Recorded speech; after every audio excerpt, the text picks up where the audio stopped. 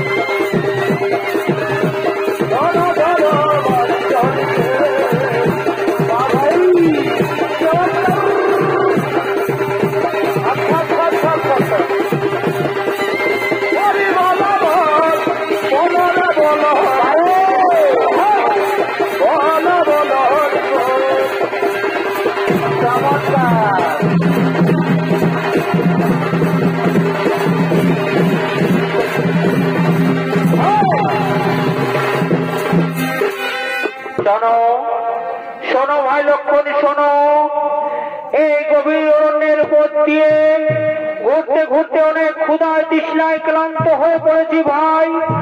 তাই আমি বলছি এই পাতার কুটিরের মধ্যে কিছুক্ষণ বিশ্রাম করে নেওয়া যাক, এই কুটিরের মধ্যে কিছুক্ষণ বিশ্রাম করে নেওয়া যাক।